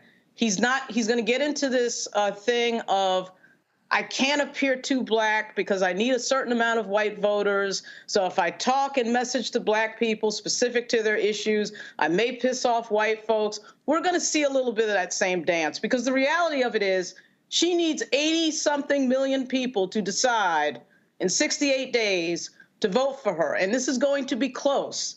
And in a lot of these states that she needs, there's not a huge black population. A decisive black population like a Maryland or Virginia's 20% black, Wisconsin, Michigan, some of these states, it's going to be extremely close. It's going to probably come down to one or two states, and so everyone is aware of that strategy. I get more annoyed at the fact that when we get these lightning in the bottle candidates like Kamala Harris and President Obama, and they bring all this fun, all this excitement, all this balance, all this energy. I do think that black folks should have more say in what comes. We're the ones that bring the excitement, and these candidates bring a certain excitement that Joe Biden. But Lauren, this is very simple. You cannot move on an agenda when it's fractured. That's first. Two, Greg, which we've talked about. I gotta see you, Reese. You also cannot have compromised leadership. And so part of the fundamental problem here is that when we start looking at, again, and I'm going to go back to my MLK example in 64. Without labor money, ain't no black civil rights movement. So even in that regard, even when it came to the civil rights movement, LBJ knew what button to push when he said, Walter, you go tell King, accept this compromise, or I'm taking all labor money. King had no choice. And so this is where, when we talk about all these people talk about do for self and what we need, every time any of those people say that, you then have to ask them, are you funding black institutions? Because if you're not, you're simply all talk. Greg, then Reese, go. Very quickly, of course, what you said is accurate, and it's difficult. Adolph Reed wrote something in The Nation magazine last spring, Why I'm Voting for the Enemy. He's an organizer, long-term. We had him on the Black Table. We talked about his book, The South, and he said, I got to vote for the Democrats because I'm very clear that political parties aren't just about electoral politics. Political parties organize all the way through. So that what you need in terms of mass movement is to understand that electoral politics is just one tool in a much broader field of struggle. And ultimately, political parties do more of what you want when you've organized enough to bring compelling power to bear on them. They are delivery systems. So the point you're raising, whether it be money or, as you say, Lauren, whether it be the sheer number of people, ultimately, electoral politics is just one thing that really bends to the will of power. And in this country, when you don't have mass movements like that, you saw it in the Sanders campaign, and the Democratic Party did everything they could to stop that. And Bernie Sanders, of course, is going to shoot himself in the foot certain kind of ways. But ultimately, what you see is a situation where we are now at the election. And what Adolph Reed said in The Nation holds true for me as far as I'm concerned, which is what? If you really care about the people who are in harm's way, you're going to exercise your vote to help diminish the harm that they will have. So that takes out all the petty bourgeois college professors, all the super radicals who won't be harmed, and puts in the square in the sights of the people who need to be thinking about these things, the people who need their prescription drugs beyond the elders, which the Democratic Party said we're going to try to lower it for everybody. The people who are now going to have to go in there and make, as L. Joy Williams said from the Democratic Convention last week, I have to have Kamala Harris winning, and the next day I'm out there pushing her. At the end of the day, Harris wins. If they don't take the Senate back, if it's very close, maybe she can nominate. She's going to say apparently at the CNN interview tonight, maybe she's going to nominate, maybe she can nominate Susan Collins and get her ass out of the Senate, and the Democratic governor of Maine can put a Democrat in the seat. At this point, we're not at the point to do the whole, we got to tear down the duopoly. No, hell no. There are two people on the ballot. Damn it.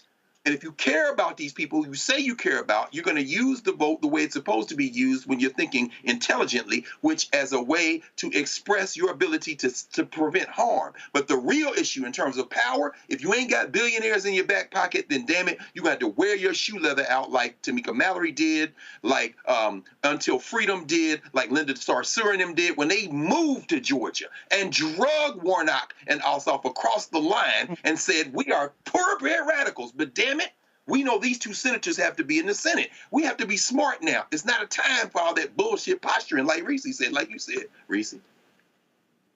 Reese, before you make your comment, that's why I go back to the Muslim women for Harris. This is the key line. And again, I absolutely understand the push and pull and leverage and influence, and you pound and pound and pound. But this was what they said. With less than 7 days to the election, we have to be honest with ourselves about what is at stake here for Muslim women. They then unpack not just Gaza. Reproductive rights, access to health care, climate change, immigration reform, access to quality public education, economic opportunity, and the clear danger a Trump presidency could pose for our black and brown communities. That is important because I think what happens is when some people only speak through a solo prism, they get so siloed, you have to say, I got to think beyond just my issue, and I got to think about multiple issues. Go ahead and make your comment before I go to a break. Yeah, I mean, we have data around what Black voters want. Black Futures Lab, we have all kind of polling data. And what I see, and this is why I take exception to sometimes the talk about the Black agenda, because everything that has been data driven, right? Every piece of data shows us what Black voters are particularly interested in. And when you line that up with the actions and the policies of the Biden-Harris administration, of what Vice President Kamala Harris has 2 decades of advocacy in, they're in lockstep. And the problem that I have is there's no recognition of that. This administration has been far superior than any other administration in terms of taking a particular racial equity towards closing the wealth gap, towards addressing things like health disparities, towards environmental justice, and so on and so forth. And so a lot of times when people communicate about, well, we need a Black agenda, and then they communicate about the things on the Black agenda, they're already being addressed, not just by this administration, but when we have the Democratic Congress. And so if we're looking at the data, if we're looking at the evidence, we don't have a fight on our hands the way that people try to make it seem. We're not absent from the fight in the way that people try to make it seem. What we're not doing effectively is we're not voting our capacity, which is why 2/3 of the country has a Republican trifecta, which is why what Gary Chambers was doing down there, begging and pleading people to vote, not even having to get to 50% of the vote,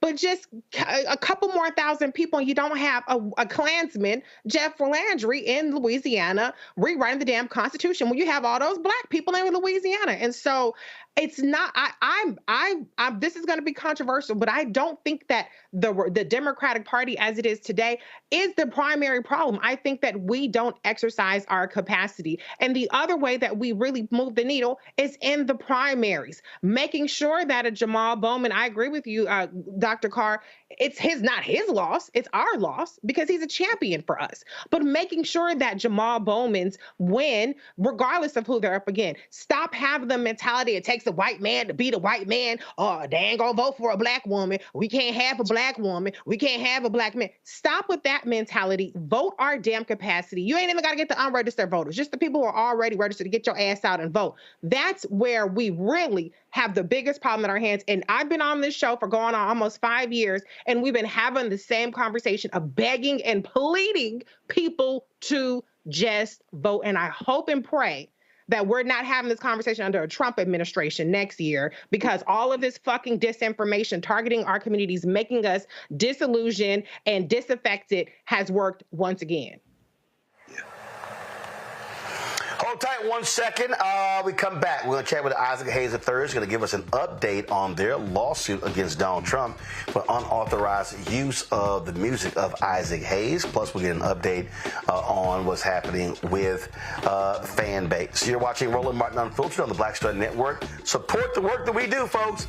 Trust me, ain't nobody else doing it. Nobody. There's no Black-owned media company that's giving you the kind of news that we do every single day. Not TV One, not BET, that's actually white-owned, but not Black Enterprise, not Essence, not The Griot, not Blavity, not Revolt. You can name it. It ain't happening. Only here. And so we want to continue that work. We, of course, we told you last week, and I put out a press release. Matter of fact, the young brother's texting me right now. My man Noah, the 12-year-old kid out of Atlanta. We're going to be doing, he's going to be doing a show launching next month on the Black Star Network. Can't wait to make that happen. Y'all, we got to get Greg Carr back in the seat for some new episodes of The Black Table. Got to make that happen.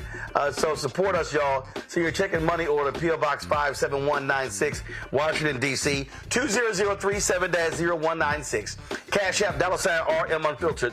PayPal, R Martin Unfiltered. Venmo is RM Unfiltered. Zelle, Roland at RolandSMartin.com, Roland at RolandMartinUnfiltered.com.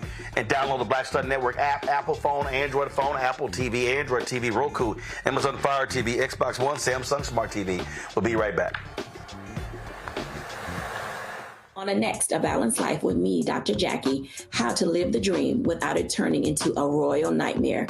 We'll meet an entrepreneurial couple who've been living the dream for nearly 30 years, and they're still going strong, speed bumps and all. I was all one trying to hold back, but he thinks he can do anything. He's like, no, we're going to do it. You know, let's do it. Let's just jump into it. And it has worked. It's a thing of beauty, literally. That's all next on A Balanced Life on Black Star Network. Next on The Black Table with me, Greg Carr.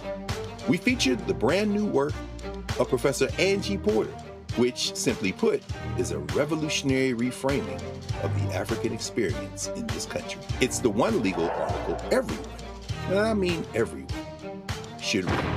Professor Porter and Dr. Valencia Watkins, our legal roundtable team, join us to explore the paper that I guarantee is going to prompt a major aha moment in our culture. You crystallize it by saying, who are we to other people? Who are African people to others? Governance is our thing. Who are we to each other? The structures we create for ourselves, how we order the universe as African people. That's next on The Black Table, here on the Black Star Network. What's good, y'all? This is Doug E. Fresh, and you're watching my brother Roland Martin Unfiltered as we go a little something like this. Hit it. It's real.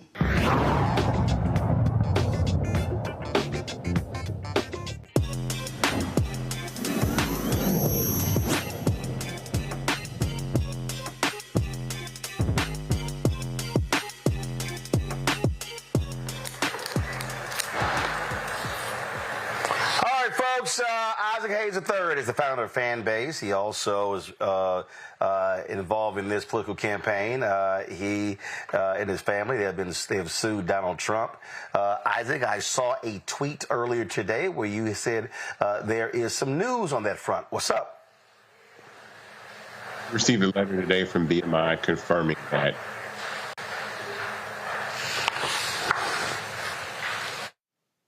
use license currently. They haven't had one for quite some time. So as we've been saying, he's been playing that song. He's been playing Hold On, I'm Coming without permission and authorization. So we look forward to our day in court come September 3rd. I think it's Tuesday. Yeah. So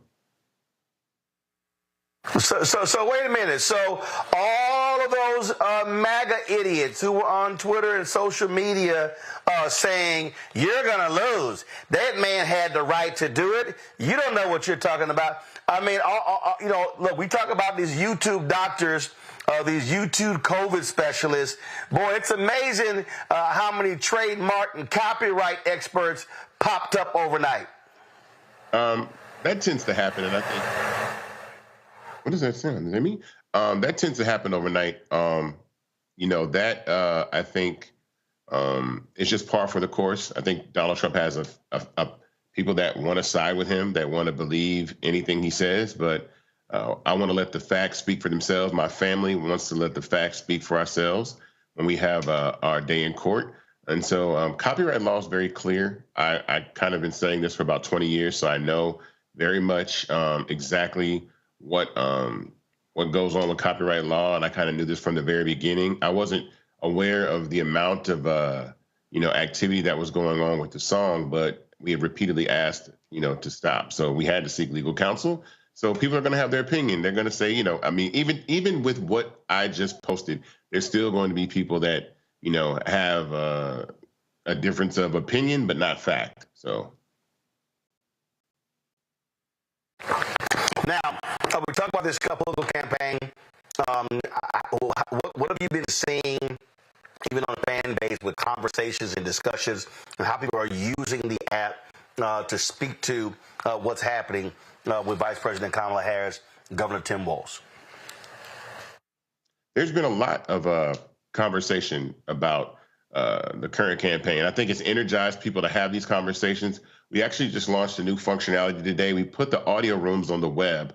So if you go to fanbase.app/audio, any audio room that's on Fanbase right now is available for you to listen to. Like a podcast, you can just click for free without having to download the app. It's a really significant update. That's fanbase.app/audio. It's another feature, something that we filed a patent on as we continue to open up. We want people to have the freedom and the ability to say what they want, speak how they want to speak without limits. Be you without limits is our motto at the company. That's our mission. So we don't want people to be suppressed in what they say and have free speech. So I'm excited to be able to launch that functionality today. So you got that, and you also moved to some new digs, right?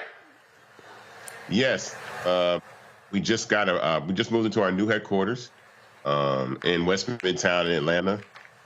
We have a lot of work to do, but it was time for us to kind of move. We needed a little bit more space. Plus, we needed to function in a collaborative tech environment. a tech space, a tech area. We can collaborate with other startups. We did a partnership with Georgia Tech here in Atlanta, Georgia, on a podcast studio. I'm really excited about that partnership. We have a partnership with Propel, which is the nonprofit funded by Apple and the Southern Company for HBCU students. So we're excited to be able to do that. Some of those students were actually at us with InvestFest this weekend in Atlanta, Georgia. So I'm excited to have those students, and that activation went extremely well. We're doing a lot. You know, we're moving forward. We want people to continue to be part of what we're doing. And so, and status of the latest fundraise. Now, this is important. Everybody that's watching, read my shirt. StartEngine.com/fanbase. We've been able to raise $10 million in 3 RegCF crowdfunding campaigns. We are now raising $17 million and just passed the $2 million mark. And that's important because that capital helps us build more functionality, continue to build the app, but more importantly, you own a part of the company before we go public. Opportunities to invest like this do not exist very often. This is something relatively new. We have over 15,000 investors. I want 15,000 more. The minimum to invest in Fanbase is $399. When you get to the Start Engine website, if you see a number other than $399, that is the average investment size. So if you see $900 or $1,000, that's just the average amount that people are investing. You have to manually put in $399. I want all your viewers to go to startengine.com, everybody that sees this video, and invest and own part of this. And then join the app, download the app, use the app. We're the only Black-owned social media platform out here that's really been doing this even since Black Planet. This is a Black-owned social media platform by multiple people. There's a lot of people that own this platform that have invested in this platform. And we got so many things that we're working on. We're working on RTMP streaming for video games, e-commerce, some new functionality that we're adding in audio, new forms of media inside of audio rooms. So I'm really excited to be able to do that. But that capital helps us build faster. So we just crossed 2 million. I want your viewers to help us to get to 3 million. I know you guys get thousands and thousands of viewers. I want all your viewers to go to startengine.com and invest $399 or more and become part of this journey with us. Programs like these are extremely significant because it's hard for Black startup founders to raise capital, but being able to go to my community and raise capital is important. And so I have to take advantage of opportunities to speak about that and be able to do this. So I'm happy to do it. Roland, I appreciate you for always giving me the platform to be able to do this. This company has grown significantly over the last 3 years. We've been able to scale to $160 million valuation, and I'm going to keep going. And we have a lot of amazing things happening. I also think I'm gonna ask you about this, and we can do this, Roland. I want to do an investathon. Everybody's been raising money for the campaigns. I want to do a fan base investathon where we gather a whole bunch of amazing people and really try to run this up because, I want to get to $5 million raised before the end of the month, before the end of September. And so I want to take advantage to do that too. I think I talked to Jamal Bryant, some other people. I think we want to get together and put a fan base investathon because it's time that we own these social media platforms and we use them to our benefit, that we are equity shareholders in infrastructure, and fan base is the place to do it. So I'm asking everybody again, read my shirt. I don't know if you can see it. Startengine.com/fanbase. All right, Isaac, I appreciate it, man. Thank you so very much. Thank you, sir. Folks, that is, what, actually, I'm going to do this real quick. Let me pull up Reese, Greg, and Lauren. I got to get y'all take. So the Free Beacon drops this story.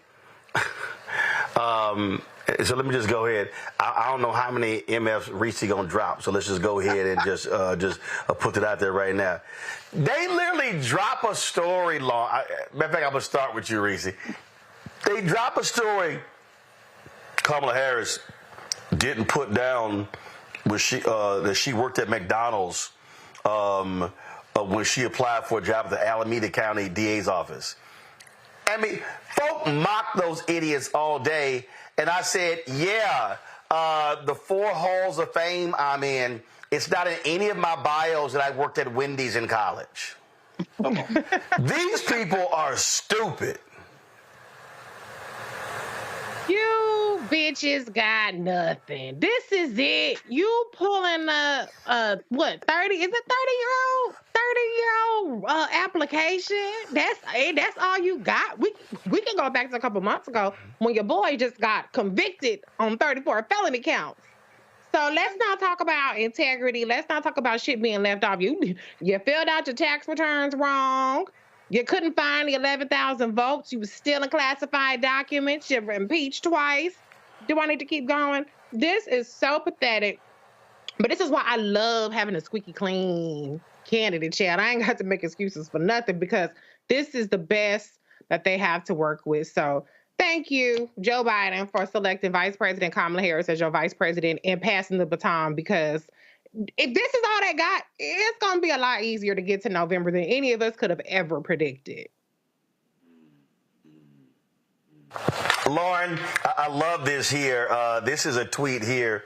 Amy McGrath, I worked at McDonald's for 2 summers, not in my book, never came up in the congressional race, never came up in the Senate race either. Adam Kinzinger, I worked at Hardee's and literally never told anyone until just now. It's not my book either, still work there. I mean, these people are nuts. Free Beacon is just like, Fox and OAN and the Sinclair-owned station in the DMV, WJLA. It's effectively GOP TV masquerading as a news platform. They're not really trying to shield it anymore. Free Beacon is one of the most partisan right news platforms out there, and that's why they came up with this ridiculousness. Even for them, though, it was really, really weird, actually, really strange.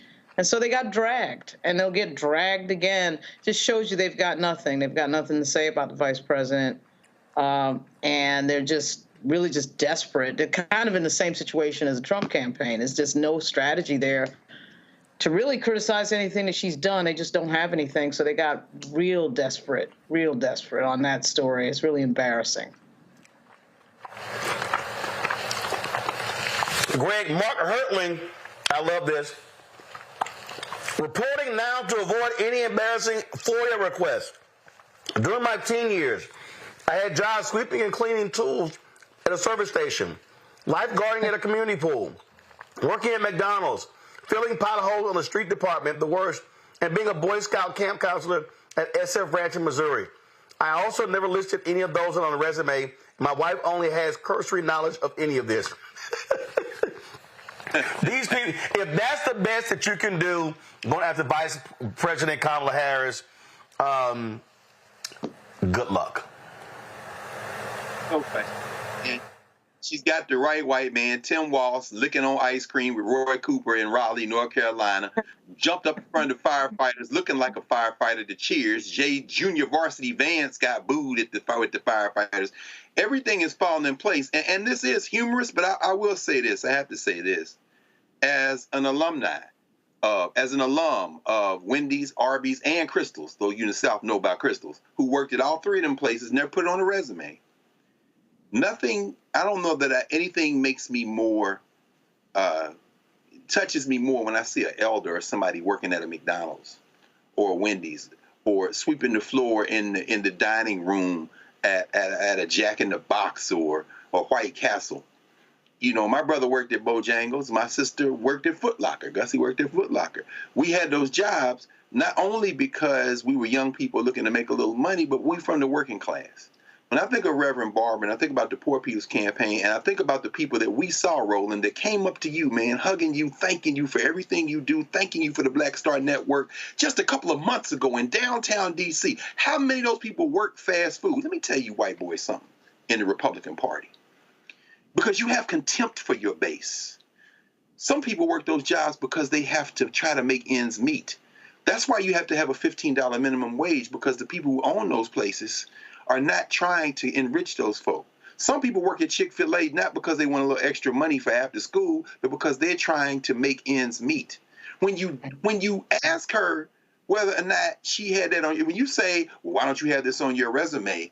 The people who are lining up to vote for you, if you all are still you're still too stupid to understand that they have contempt for you, and that the people who don't have contempt for you will look at something like that and say this is what they think is the ceiling for folk like Kamala Harris and Greg Carr and Reese Colbert and Lauren Victoria Burke and Roland Sebastian Martin. If you don't understand the contempt these people have for you, then shame on you. Because when I walk in a McDonald's and I see you in there and you're anything other than a teenager or a 20-something, and I realize that you're in there not because you just looking for something to do in the daytime, but because you need that job, then damn it, this should insult the hell out of all of y'all.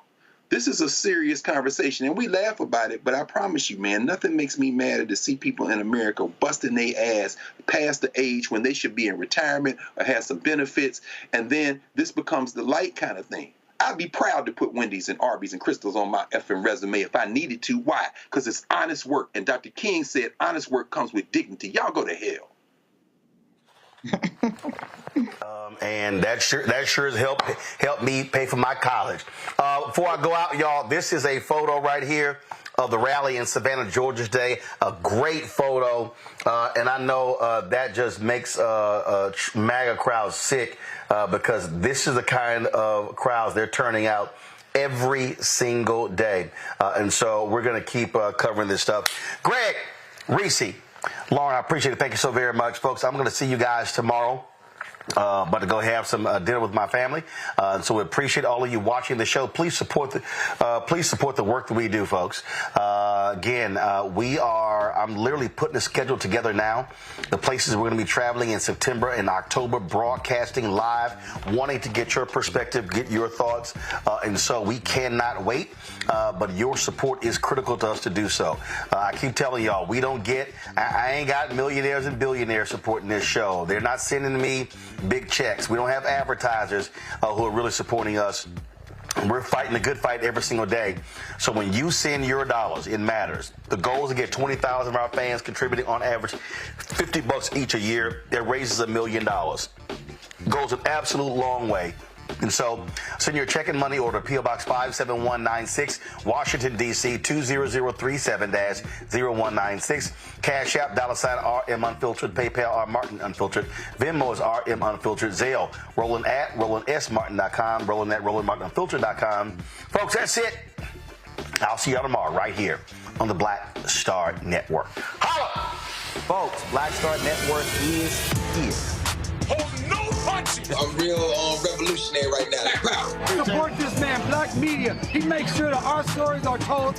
Thank you for being the voice of Black America, Roland. Stay black. I love y'all. All momentum we have now, we have to keep this going. The video looks phenomenal. See, there's a difference between Black Star Network and black-owned media and something like CNN. You can't be black-owned media and be scared. It's time to be smart. Bring your eyeballs home.